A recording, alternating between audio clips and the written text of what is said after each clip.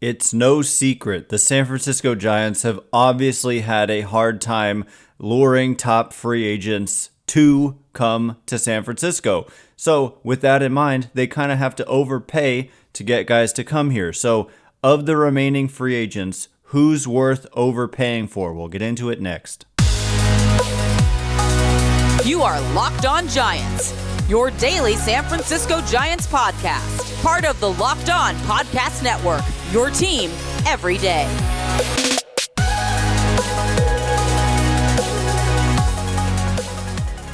Hello and welcome to Locked On Giants, part of the Locked On Podcast Network, where it's your team every day. My name is Ben Kaspick, and on this show we provide episodes 3 days a week for now, back to 5 when pitchers and catchers report, and then 5 days a week, 10 months out of the year, talking about the San Francisco Giants in a way that's data-driven and rational, but also simple, passionate, and accessible to all. I'm a former contributor for the baseball statistics and analysis websites Beyond the Box Score and Rotographs. I've been podcasting about the Giants since 2015, and I'm a lifelong fan. Thank you for making Locked On Giants your first listen every day. We're free and available wherever you get your podcasts, including YouTube. So check us out there if you have not already, and please hit that subscribe button wherever it is that you're following the show. Today's episode is brought to you by FanDuel. Make every moment more. Right now, new customers get $150 in bonus bets with any winning $5 moneyline bet. That's $150 if your team wins. Visit FanDuel.com/lockedon to get started. And where we get started today, we're going to jump into some mailbag questions. Thank you so much to everyone who quickly submitted questions on X tonight. I forgot to put out the prompt yesterday, but we already got a bunch of great questions. We're going to get to some more tomorrow, assuming the free agent market remains unbelievably slow. It's been a grind, and actually that's one of the questions that we're going to get to today is about fixing MLB's free agent kind of system that has... This is one of the most boring off seasons ever, even though we had one of the best players of all time, if not the best, signed during this offseason. Anyway, we'll get to that question later. The first one from Yoki, who says, which remaining free agent targets are you comfortable with the Giants overpaying to secure their services? And like I said, if you're the Giants, you kind of have to overpay to get guys. I mean, when we look at last year, Carlos Correa, they did, he was obligated to sign with the Giants if only he passed his physical. It's not like it was a pending deal on his side. He signed on the dotted line and said, okay, I'm committed for $350 million. And from what we understand, the next highest bidder was the Twins at around $290 something million. So the Giants outbid them by $60-ish million, 55 whatever million dollars, and that's nothing to scoff at. And so they are willing to overpay to get the guy. It just so happens this offseason, and with Judge, it's hard to outbid teams like the Yankees and the Dodgers, and they're just willing to go wherever it takes to get their guy as well. And so it's just tough. But from the remaining free agent class, there just simply aren't that many guys that I would be willing to overpay for. In fact, there just simply aren't that many. There's a handful of really quality free agents, all of whom likely to command deals north of $100 million. And those players are Blake Snell, Jordan Montgomery, Shota Imanaga, Matt Chapman, and Cody Bellinger. Those are the guys. And for me, I wouldn't be comfortable with the Giants overpaying for every one of those guys. There's only 1, 2, maybe 3 who I'm going to say. And the number one guy for me that I just keep coming back to is Blake Snell because of the upside. I think there's just tremendous upside in Blake Snell. He has, if you look at starting with the second half of 2022 through the end of 2023, there's pretty much been no one who's been as dominant as Snell has been. And so I like that kind of upside versus kind of the boring consistency or whatever of a Jordan Montgomery type. And so Blake Snell is one of those guys for me. And by overpay, I'm not going 200 million. I've said this before. I think 200 million is too much of an overpay, but would I be that team that gives him 180 or something? Maybe I would, because if I'm the Giants, I just feel like I've got to do something like this to get high-end talent into my organization. And if it was 180, I would imagine that would be over 6 years, maybe 7. But I wouldn't. He's going to be 31 in year 1, so 6 years. 6 years, 180. That's what, 30 million a year. Oof, I wouldn't want to go that high either. Maybe like one.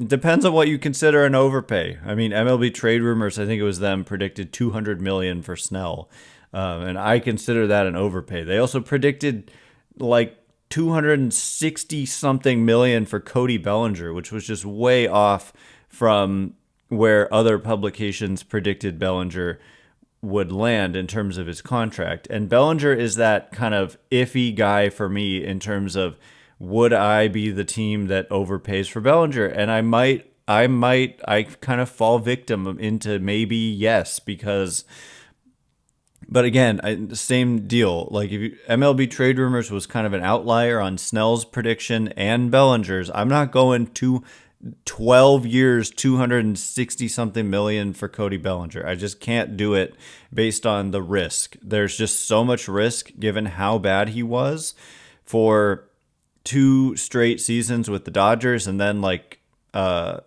have to pull up his numbers. Definitely 2 straight horrible seasons with LA, and then a rebound in Chicago, but the underlying metrics kind of don't back it up.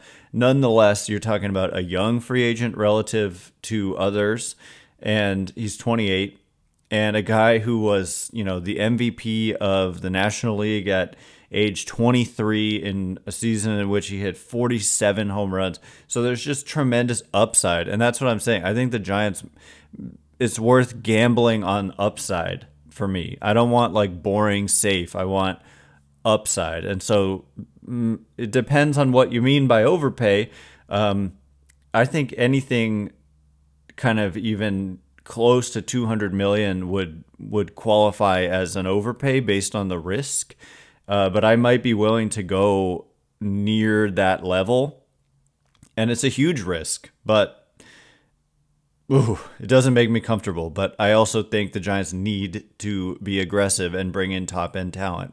So the last guy for me, and probably more so than Bellinger, is Shota Imanaga. And he's coming out of Japan. He's 30 years old, but if you just look at the projections and the consensus around the industry has been that now he's probably or almost certainly going to get a deal north of $100 million.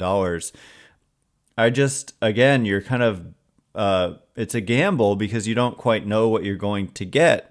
But at the same time, some of the projections I've seen, the command that he has, and then the strikeout ability that he kind of sneakily has, even though he's known as more of kind of a finesse, left-handed pitcher. And I think you're probably coming in at a price lower than Jordan Montgomery, and I think I might prefer him over Jordan Montgomery based on not much because I haven't watched him pitch a ton, whereas I've seen a lot more of Montgomery. Montgomery is older. Montgomery, I want to say, has thrown probably more career innings. They don't pitch as often in Japan. It's like every 6th day instead of every 5th. But I don't know that for sure about who's pitched more innings. But those are my guys: Snell, Imanaga, and maybe Bellinger, even though it makes me uncomfortable. So notably, I'm not including Matt Chapman here, and I'm not including Jordan Montgomery either. So those 2 are the guys I'm not willing to overpay for, but the other big 3 of the remaining guys, all of these guys I mentioned, almost certain to get deals north of 100 million unless their market kind of collapses and they take a short-term deal. So anyway, we'll move on to another question about free agency in general, and is there a way to fix this broken system that has us all just waiting out this process of free agency into the new calendar year when the season for the Giants, they haven't played a game in many months, and we're just kind of waiting and waiting every single day. And so can this be fixed? We'll get into it in just a minute. And before we do, today's episode is brought to you by our very, very good friends over at FanDuel. The NFL regular season is wrapping up, but there's still time to get in on the action with FanDuel, America's #1 sportsbook. Right now, new customers get $150 in bonus bets guaranteed when you place a $5 bet. That's $150 in bonus bets, win or lose. So, I mean, just check out the 49ers. Like, it doesn't matter if you win or you lose, but hey, you obviously you want to win that $5 bet or more. And the 49ers favored at minus 210 in the money line over the Rams, even though the Niners won't be playing everybody because they're the #1 seed. And the what is it called? The spread is at -4 for the 49ers. So you place that $5 bet at fanduel.com/lockedon and make your first bet a layup. A layup. FanDuel, official partner of the NFL. All right, as promised, we're going to get to more questions and answers. Thanks again for making Locked On Giants your first listen every day, everydayers. Tomorrow, we're going to be getting to more mailbag questions. I am assuming that nothing is going to happen. It's not just the Giants. Like, in case you're a casual fan, that's fine.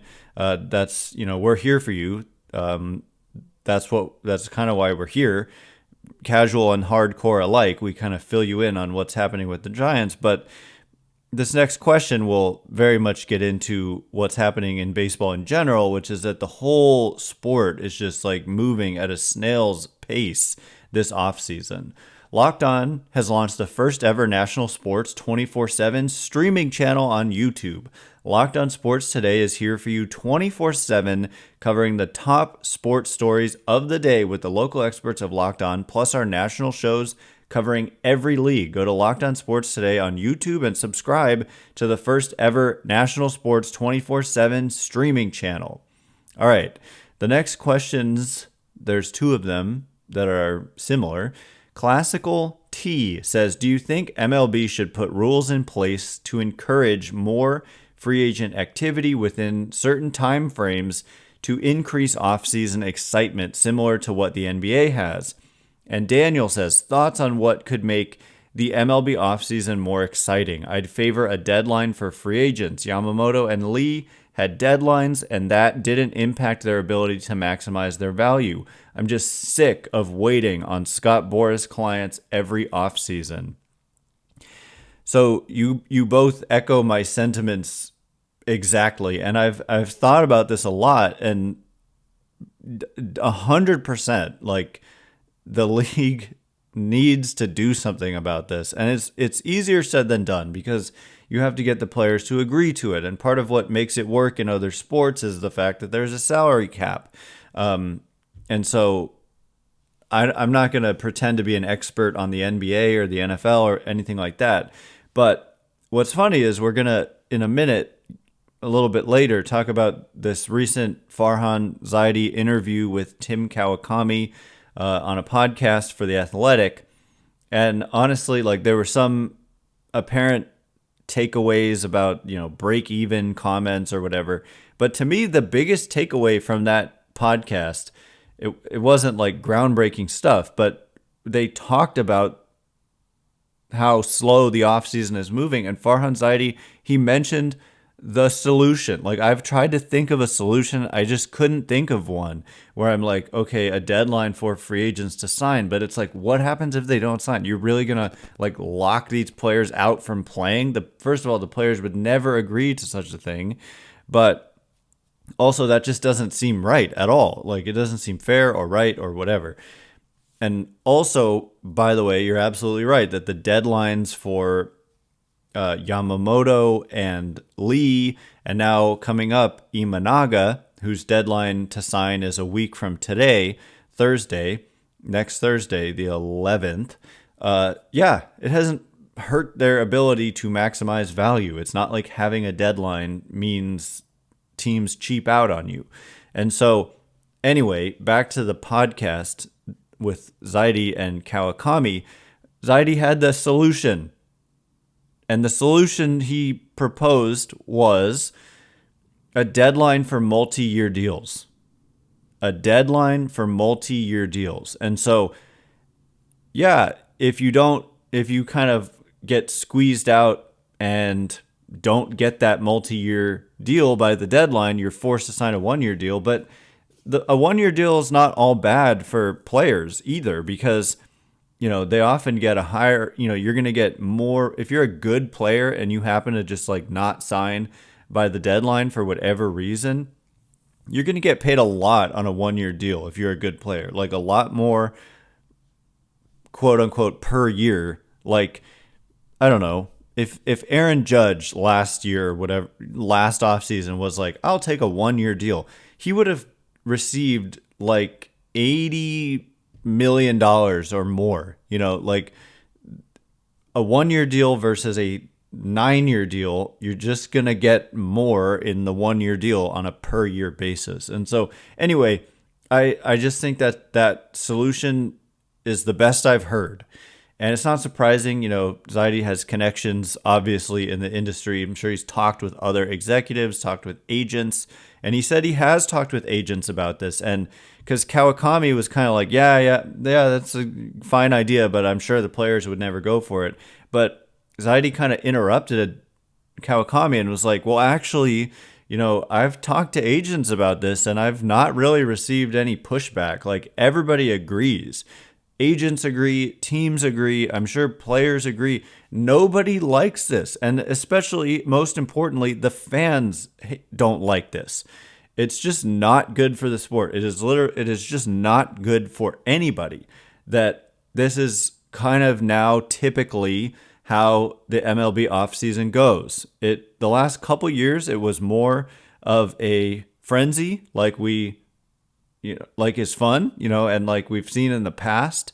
But, like 7 years ago or so, we started to just see this trend where things moved at a snail's pace. And like famously, like the Bryce Harper and Manny Machado free agencies dragged on way longer than they should have, given how good and young those players were, and then ultimately how reasonable the contracts they got were.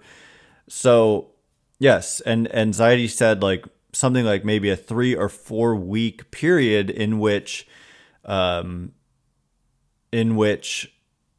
players are able to sign multi-year deals. And if that deadline passes, then you have to accept a one-year deal. So it doesn't lock people out. And anyway, I just think that's a really good idea. And I hope, unfortunately, we have to wait for like the next collective bargaining agreement to even begin to think about this being a possibility. And if they actually got it in there, that would be amazing. But I mean, really, that should be a priority for the league, because it is bad for fans. It is absolutely bad for fans. As Zaidi mentioned, like the perception of, for example, Giants fans is like the team's not doing anything and it gets frustrating. But the reality is it's more of like a market force versus like the Giants being inactive. And because there's no incentive for players to jump at a deal. They want to wait, and they want to, from both sides, from the team side and from the player side. And it just leads to what you're seeing here. Just a game of chicken where each side is just kind of sitting there waiting, and it's just boring and horrible for the sport. So there you have it. That's my proposal. Start it like, I don't know, a week after the World Series, a 3-week period for multi-year deals. Make it a frenzy, make it a big thing. You got to do it. Eventually this is going to happen. Like in our, lifetimes, this has got to happen, because the way it is now is just awful, and it's awful for everyone. Nobody is benefiting from this. So, I would very much like to see that. Okay.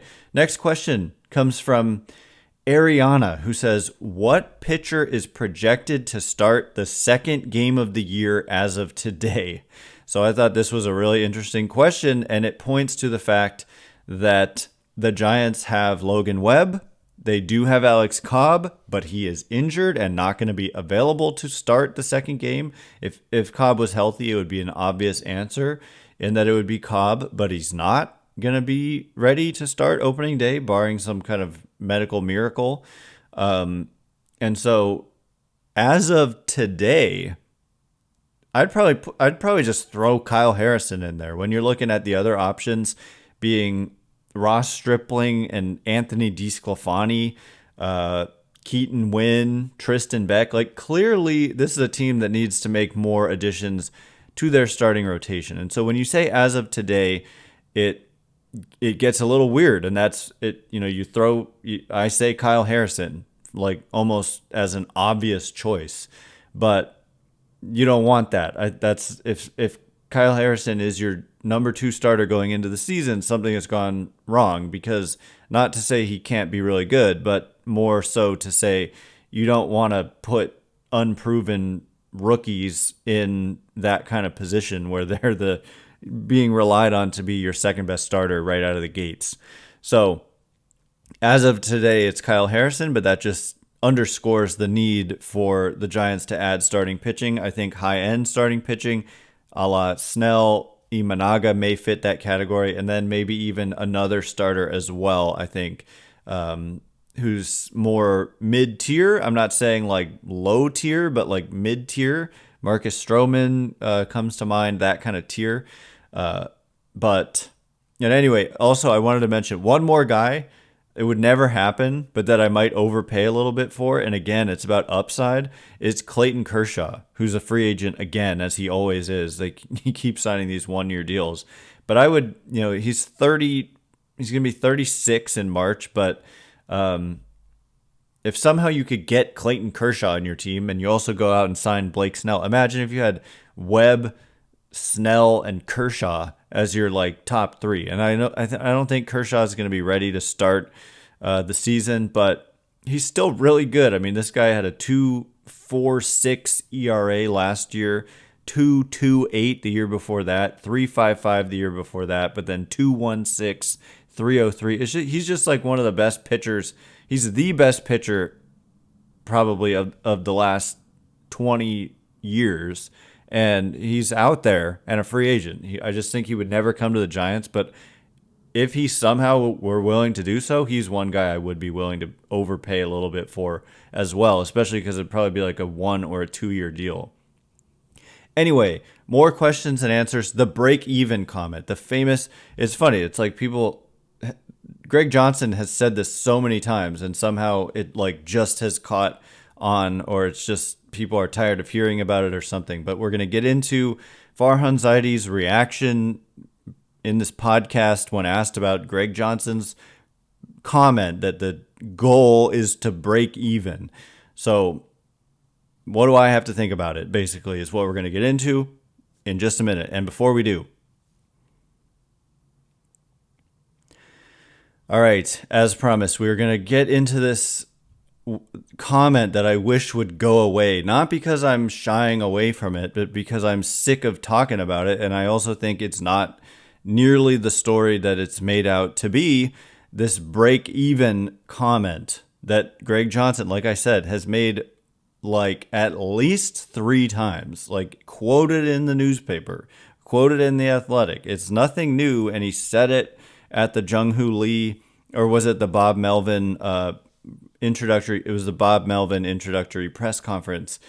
And, he was asked about payroll, and he was asked about the luxury tax and would they exceed the luxury tax. And by the way, his answer was he doesn't see them being a team that would exceed it repeatedly, but under the right circumstances for the right player, that they certainly would do it like for a year and then try to dip back under it. And they're nowhere near that first luxury tax threshold just yet, by the way. So it's not like, okay, so they have no money to spend. That's not the situation at all. Where they are right now, roughly, is about $192.5 million for their luxury tax payroll. and the first threshold is 237 million. So they're 37 plus another 7.5, so 100 or 44 plus $1 million away from that first luxury tax threshold, roughly. And so anyway, the question, I should say, is from Zach, who says, been lots of weird quotes, quote, break even, quote, employee benefits, end quote, coming from the front office this offseason. What does that say about the Giants as an organization and the direction they are heading? To me, it doesn't say much at all. It doesn't say much at all. And if you listen, like if you're getting this from the podcast with Tim Kawakami of The Athletic, the TK show with Farhan Zaidi came out like yesterday or the day before. Even Kawakami said he had no problem with the comments. He understood the comments that Greg Johnson made. I feel 100% the same way as Tim Kawakami. The Giants ownership, and I have so many thoughts. I'm going to try to be focused with them. It is a business after all, right? Like, I know the goal from the front office's perspective should be, the goal of the organization. I don't like that he says this because it doesn't sound good. It makes it sound like the goal is to break even, but he's referring, in my opinion, to he's being asked about the finances, and he says the goal in relation to your question about our financial output is to break even ish, is kind of what he said. I forget exactly. He added like an ish, break even, or like at least be close to breaking even. And a lot of teams do something different where their goal, and they don't say it, but they do it, is to profit. And by the way, if you're reading these like Forbes articles that come out every year that claim to know a team's profits, that is not public information, and that it is not reliable. And so we have no idea what I firmly believe that they are actually breaking even or thereabout, or sometimes losing money. I know certainly in like 2020 with no fans in the stands, in 2021 with limits on fans in the stands, that they lost quite a bit of money. And Zaidi mentioned that as, and I hadn't heard this, but he essentially used it to explain the lack of activity in the offseason following 2021. And let's not forget, Farhan Zaidi is the employee of Greg Johnson. And so he's got to defend his boss. He can't throw his boss under the bus in response to these comments. But it was interesting that Zaidi said we were coming off two really tough financial years in 2020 with COVID and no fans, and 2021 with restrictions on fans being in the stands. Like, remember, there were limits on how many people could come in. And so when you're used to a certain attendance and all of a sudden it's way, way lower, that affects how much money is coming in. And therefore that affects, if your goal is to break even financially, it affects how much money you have to spend because you're not taking in as much money. And so to me, this is like a totally it's just a non-story.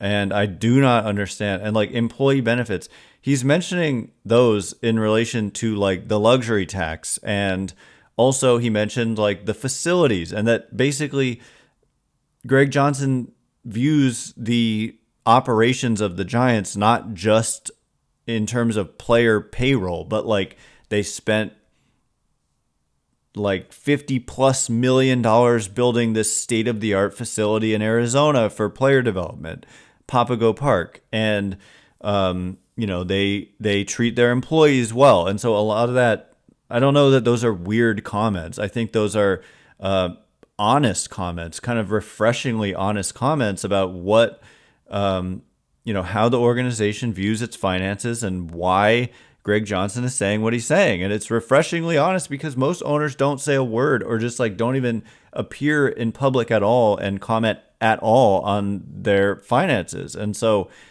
I don't know. I just like, what was the question even? What does that mean about the Giants as an organization and the direction they're heading? It is a fact. I believe Ohtani's camp confirmed this, that the offer that Ohtani got from the Dodgers, that he accepted from the Dodgers, that he received a comparable offer from the Giants, $700 million over 10 years.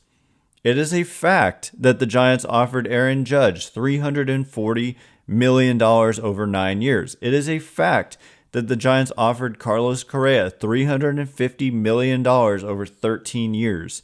And we also know they were heavily in on Yamamoto, and I wouldn't be surprised if they also offered him a comparable deal. And Yamamoto himself said if it wasn't for the Dodgers, he would probably have ended up a Giant. And so that tells you right there, they certainly weren't lowballing him by like $100 million. You know, they were right there, I'm sure, financially. He said this. He said if it wasn't for the Dodgers, which he grew up a fan of the Dodgers, Ohtani's on the Dodgers. Dodgers are exceptionally good. So, you know, it's not shocking that he chose the Dodgers given the two choices. So this idea that they're financially somehow like operating like a, you know, the Oakland A's or something is just nonsense. They're out here offering top dollar to top players. They just haven't been able to get them. And Correa they got, and then there was just a freak thing. And this offseason's not over. And I still think they end up, you know, and it's like we forget. I know he's not Shohei Ohtani, but they did sign a guy for $113 million plus a $19 million posting fee this offseason. So it doesn't mean anything. I'm tired. A business owner saying their goal is to break even is kind of refreshing. If their goal was to profit as much as possible, that would be a huge problem. Look at like the Oakland A's or something. You know, they don't spend at all on their team and they just try to profit. And I don't know. Yeah, I mean, it's just rare where you're going to find an ownership group whose financial goal is, or like goal, you know, is just to, we don't care if we lose a ton of money. It's all about putting the best team together. Obviously, that's what you want as a fan. But you just don't find that. I think Steve Cohen is an exception. But you look at some other teams, Yankees, Dodgers, like they take in a lot more money. So in terms of why do they spend more than the Giants, they make more and then they spend more. It's like, duh, you know, in a way. Look at the Dodgers TV deal. It's enormous compared to the Giants. The Yankees have so many fans. They're just an enormous brand compared to the Giants. And anyway, it is not something to get worked up about, and yet people do. Anyway, that's all the time we have for today. Thanks again for making Locked On Giants your first listen every day. Once again, my name is Ben Kaspick. Check me out on X at Ben Kaspick, Kaspick. If you like this show, please consider rating it or leaving a review. It helps me out a lot, so thanks in advance. Thanks to everyone who's done so already. Can't wait to be with you again tomorrow. More questions and answers, going to be juicy. Thanks again for listening. You are now Locked On Giants.